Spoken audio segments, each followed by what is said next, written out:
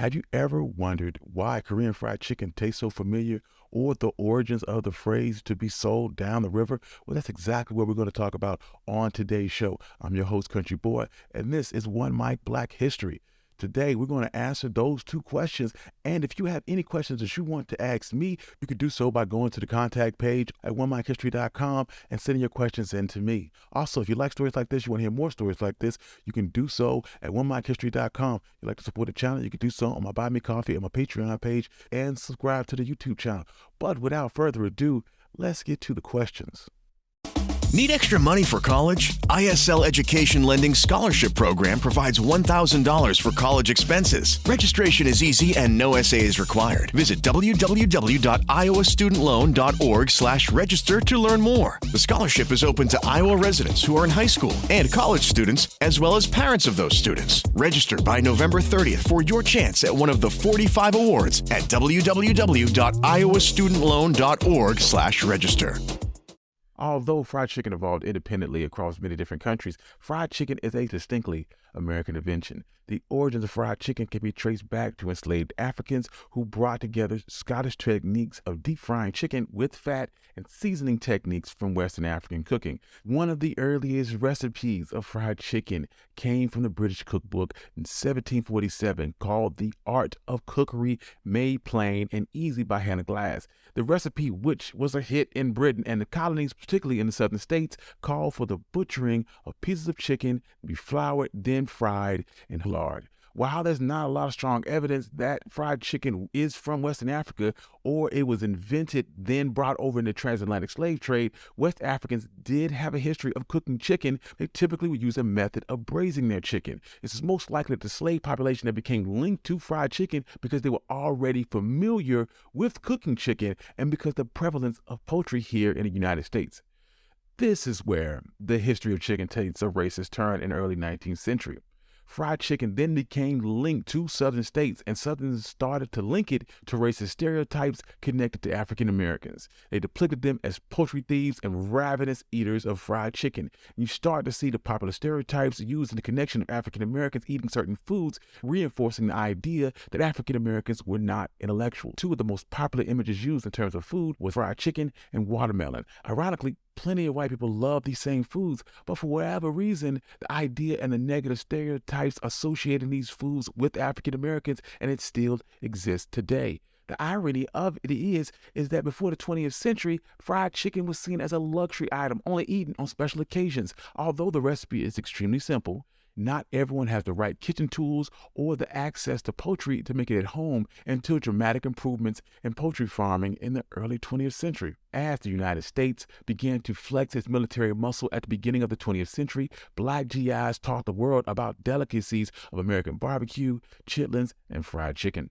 Motivated to settle overseas because of the enduring racism of the United States and the relative social acceptance of African Americans in other countries, many former servicemen opened up restaurants and shared their beloved recipes and turned regional soul food into a global phenomenon. The global spread of soul food really took off after the end of World War II. Recently discharged Black military veterans in the European theater stayed overseas and opened and operated restaurants. At first, they mainly cooked for African Americans who were on active duty, but these home-style meals also found patrons from an unexpected source, foreign foodies.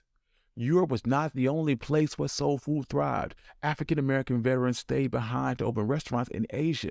After serving in Korea and Vietnam, these countries became well known for soul food restaurants with a patronage of both African Americans and Native Asians. American soldiers were stationed in South Korea during the Korean War, introduced the concept of frying and battering chicken as a substitute for turkey on Thanksgiving. This was likely the first introduction of the food to the Korean people, who were primarily steaming chicken or eating it in stews.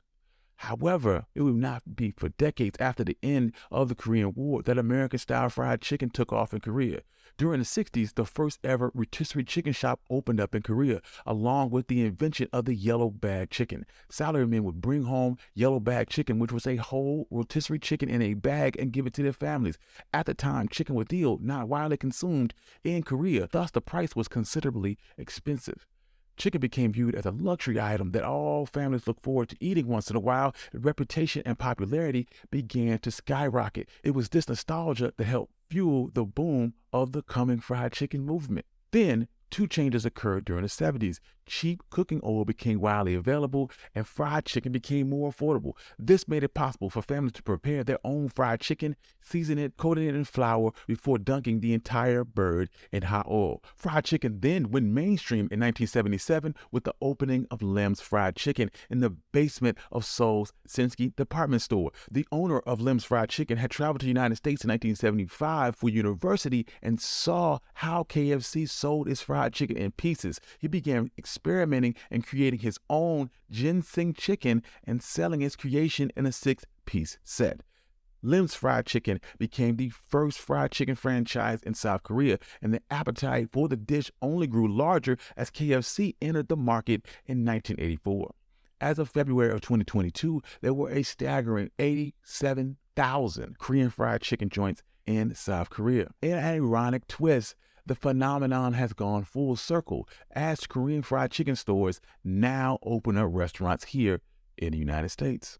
Have you ever wondered about the phrase being sold down the river and what that phrase actually means and the origins of it?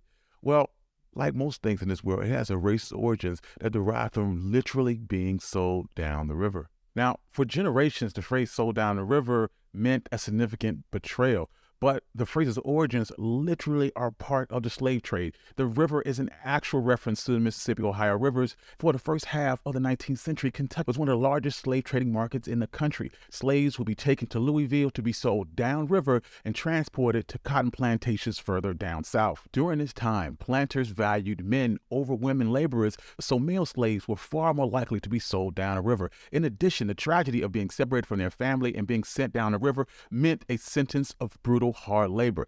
As the global demand for cotton grew, demand for more slaves grew at an equally larger pace. The global demand for cotton forced the migration of over 1 million slaves into the Deep South between 1790 and 1860. For enslaved people, being sold down the river was tantamount to a death sentence. A journal entry in 1835 mentions a person, after being sold down the river, attempted to cut off both of his legs. Failing to do that, he attempted to cut his own throat, and after not being able to take his own life, he drowned himself in the river. It wasn't until after the Civil War that the phrase began to be divorced from its slave roots and began to mean simply deceived or cheat.